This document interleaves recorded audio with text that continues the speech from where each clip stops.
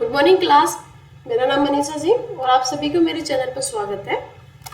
हम पढ़ रहे थे साहित्यिक स्रोत और उनमें उसके बाद हमने पढ़ा था विदेशी यात्रियों के विवरण। तो हमने अभी तक यूनानी यात्रियों के बारे में पढ़ा था और आज का हमारा टॉपिक है चीनी यात्री। चीनी यात्री में जो सबसे पहले यात्री आया था उसका नाम था फायान या फाइशियन। फाइशियन 399 एडी से लेकर 414 एडी तक लगभग 14 वर्षों तक वो भारत में रहा था। क्या थी? 414 एडी तक। ठीक है। इनकी बुक का नाम था फो क्यों की। क्या नाम था? फो क्यों की। और इनका जो इस बुक का इंग्लिश ट्रांसलेशन किसने किया था? जेम्स एंड चाइल्ड ने किया था। फायान ने बहुत चीज़ों के बारे में वर्णन किया है कि किस तरह से इंडिया में क्या क्या चीज़ थी, तो उन पर नज़र डालते हैं उन्होंने क्या उल्लेख किया है। तो फर्स्ट ऑफ उन्होंने कहा कि इंडिया में चांडालों का उल्लेख किया। बुक में उन्होंने चांडालों का उल्लेख किया। फायान ने चंद्रगुप्त विक्रमादित्य का उल्लेख नहीं किया। ये नोट करने वाली बात है कि फायान ने चंद्रगुप्त विक्रमादित्य का उल्लेख नहीं किया, जबकि वह उसी के शासनकाल में आया था। ठीक, उसी के शासनकाल में आने के बावजूद भी फायान ने चंद्रगुप्त विक्रमादित्य का उल्लेख नहीं किया।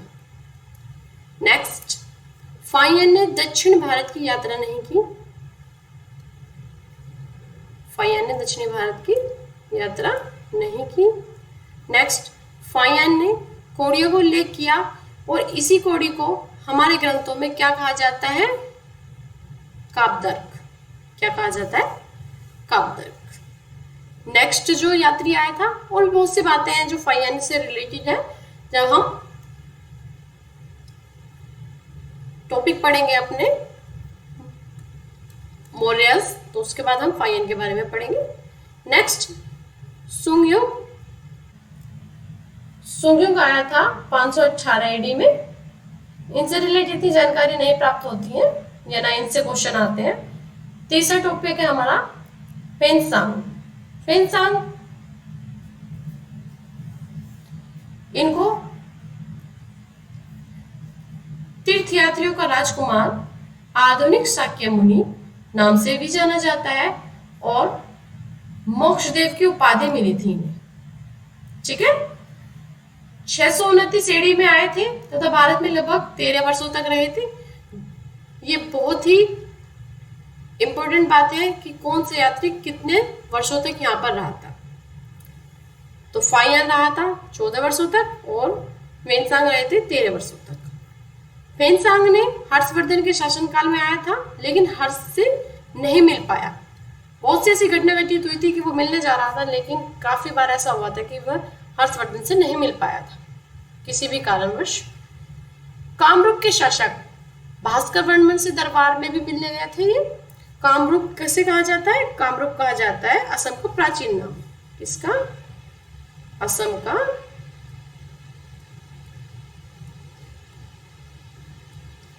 प्राचीन नाम।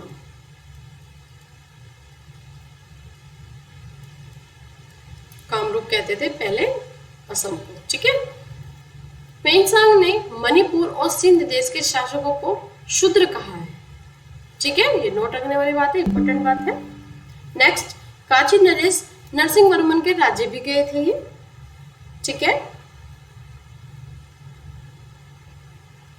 और हर्ष के बारे में इन्होंने बहुत कुछ कहा है। इन्होंने हर्ष को शिलादित्य कहा है, साथ में इन्होंने भारत को ब्राह्मणों का देश कहा है।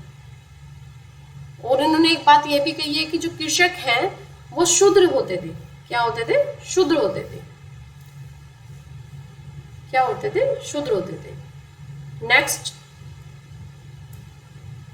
फेनसांग के अनुसार भारत में सती प्रथा और विधवा विवाह ना थे। ये बहुत बड़ी इंपॉर्टेंट बात कही उन्होंने। लेकिन थे, लेकिन पता नहीं क्या होता है। यात्री वितांत्र जो आ रहे हैं बाहर से, वो सिर्फ क्या कर रहे हैं? जो का त्यों नहीं लिख रहे हैं, वो कुछ अपनी तरफ से भी ऐड कर रहे हैं, कोई भी अच्छी बातें कुछ बुरी बातें। तो उनके नजरों में यहाँ सती प्रथा और विधवा विवाह नहीं थी। वापस जाते समय ये क्या क्या लेके गए थे? बुद्ध की मूर्ति ले गए थे, 600 ग्रंथ और बुद्ध के अवशेष ले गए थे। ठीक है, बुद्ध की मूर्तियां, 600 ग्रंथ, बुद्ध के अवशेष ले गए थे। अश्वघोष, देव, नागार्जुन, कुमार जीव की प्रशंसा की है इन्होंने।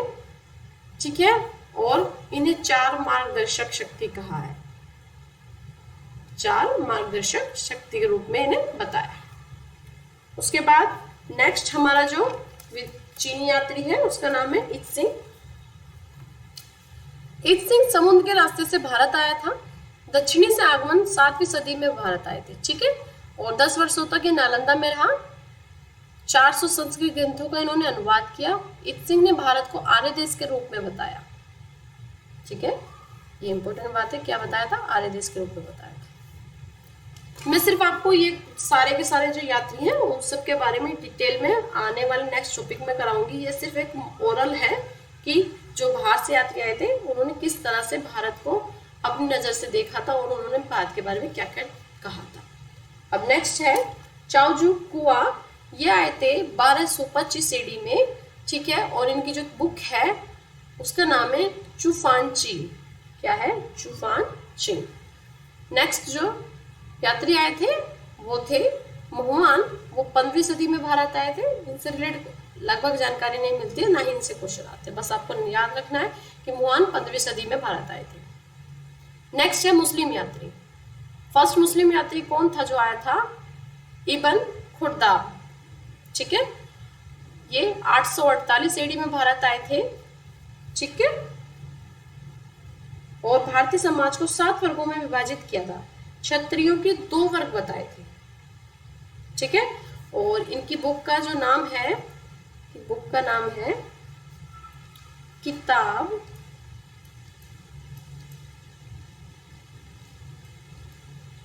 उल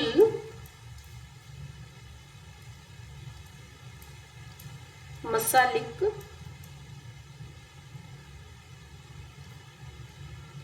वल ममालिक। ये इनकी बुक है, इनके द्वारा लिखी हुई। और इस बुक को क्या नाम दिया गया है? इस बुक को नाम दिया गया है स्थल मार्गों का ग्रंथ नाम से भी जाना जाता है। ठीक है, नेक्स्ट जो यात्री आए थे वो थे सुलेमान। वो 9वीं सदी में भारत आए थे, या इसको इस तरह से भी डिफाइन कर सकते हैं 851 AD। ठीक है, अमोघ वर्ष राष्ट्रकूट के दरबार में भी आए थे। अमोघ वर्ष कौन सा राज्य का राजा था राष्ट्रकूट का? मिहिर भोज के यहाँ भी आए थे। मिहिर भोज कौन से राज्य के थे? ये थे आपके प्रतिहार। ठीक है, उसके दरबार में भी आए थे ये। मिहिर भोज को अरबों का घोर शत्रु कहा था। ठीक है, सुलेमान ने मिहिर भोज को अरबों का घोर शत्रु कहा था। पाल राज्य को रूमाया धर्मा के रूप में डिफाइन किया था। नेक्स्ट है अब हमारा अल मसूदी। वो 10वीं सदी में भारत आए थे। ठीक है, और महिपाल के शासनकाल में ये आए थे। गुजर पर्तिया राज्य को इन्होंने अल जुज कहा है, और मुल्तान के मंदिरों को भी इन्होंने जिक्र किया। उसके बाद आते हैं हमारे नेक्स्ट यात्री हैं अल बरूनी। अल बरूनी का जन्म हुआ था ख्वारिज़्म। कहाँ था ये? खीव में। ये स्थान खीव में है, और 973 AD में। ठीक है, अच्छा, ये जब भारत आए थे, किनके साथ भारत आए थे? तो ये महमूद गजनवी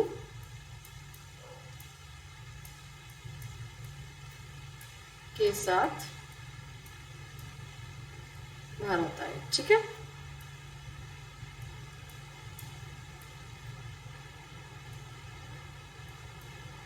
ओके। और महमूद गजनवी कब आए थे? जब ये क्या किया था इन्होंने? कन्नौज पर आक्रमण किया था। ठीक है, पहला मुस्लिम जिसने पुराणों का संस्कृत अध्ययन किया, पुराणों का संस्कृत का अध्ययन किया था, ये पहले ऐसे क्या थे? मुसलमान थे। तथा पुराणों की संख्या 18 ही बताई थी इन्होंने भी। तो इन्होंने क्या किया था? पुराणों की संख्या 18 बताई थी। ठीक है, अच्छा, इनकी बुक का नाम क्या है? इनकी बुक है किताब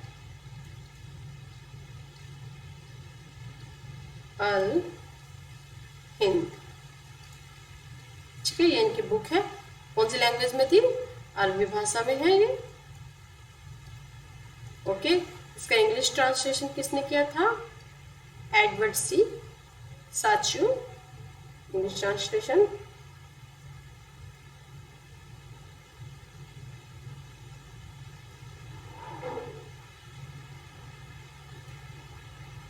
इंग्लिश ट्रांसलेशन किया है एडवर्ड सी सचाऊ। ठीक है, और इसका हिंदी ट्रांसलेशन किसने किया है? हिंदी ट्रांसलेशन किया है हमारे शाता राम। ठीक है, ये साताराम जी ने कब किया था? साताराम जी ने किया था 1926 में। 1926 में। उसके बाद इन्होंने एक और ने किया था, रजनीकांत। रजनीकांत ने कब किया था? 67।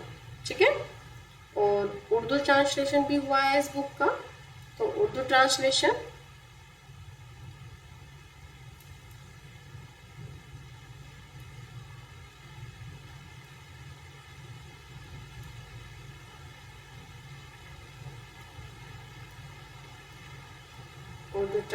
किया था आपके सैयद असगर अली। सैयद असगर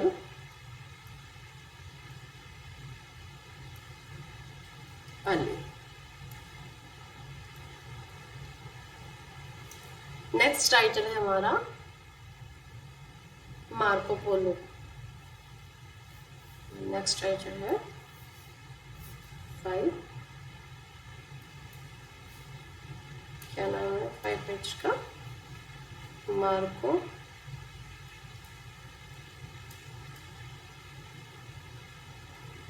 पोलो। ठीक है, ये कब आए थे? ये 1293 या 92-93 भी बोल सकते हैं। 92-93 में आए, भारत आए। ओके, ये कहाँ के यात्री थे? ये थे वेनिस के। कहाँ के? वेनिस।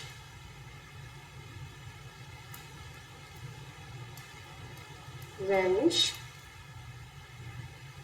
आज के कौन से कंट्री है? इटली। ठीक है, इटली। ठीक है, इटली से आए थे। नेक्स्ट, अपने यात्रियों को राजकुमार भी कहा जाता है, वो भी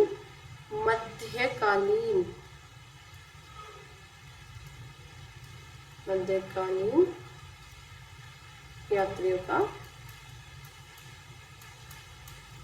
राजकुमार कहा जाता है। ओके, इन्होंने जो है काकात्य वंश की रानी रुद्रम्मक देवी का भी उल्लेख किया है। तो काकात्य वंश की रानी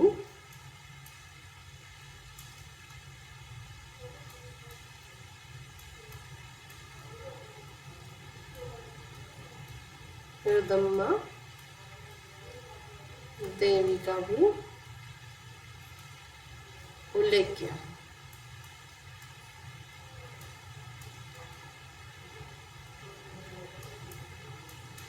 ठीक। नेक्स्ट है हमारे राइटर इब्न बतूता। 6 राइटर है हमारे इब्न बतूता, इब्न बतूता। ठीक है, ये कहाँ के थे? मोरक्को, अफ्रीका के थे ये, अफ्रीका के निवासी थे। चलिए, ये किसके साथ, किसके शासनकाल में आए थे? ये आए थे मोहम्मद बिन तुगलक के शासनकाल में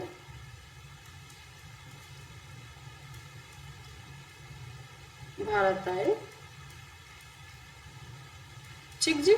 और इनकी बुक बहुत इंपॉर्टेंट है, बुक का नाम है रहला, और इसकी लैंग्वेज क्या थी? लैंग्वेज इज अरबी। ठीक है, लैंग्वेज क्या थी? अरबी। ये थे हमारे मुस्लिम यात्री जिन्होंने भारत का भ्रमण किया था, और बहुत से यात्री हैं, लेकिन ये इंपॉर्टेंट है तो मैंने ये सभी यात्रियों के बारे में आपको बताया है। अब हमारे खत्म होते हैं इस टॉपिक पे। इस टॉपिक के अंत पर हमारा इतिहास के स्रोत खत्म होते हैं। अब कल से हमारा जो नेक्स्ट टॉपिक होगा, और हमारी नेक्स्ट क्लास कौन सी होगी? इतिहास से। तो हमारी फर्स्ट क्लास होगी प्री हिस्ट्री, प्रोटो हिस्ट्री और हिस्टोरिक पीरियड। तो कल से हम अपना हिस्ट्री का नया अध्याय शुरू करेंगे। तब तक के लिए वीडियो को लाइक कीजिए, शेयर कीजिए एंड सब्सक्राइब कीजिए। Thank you.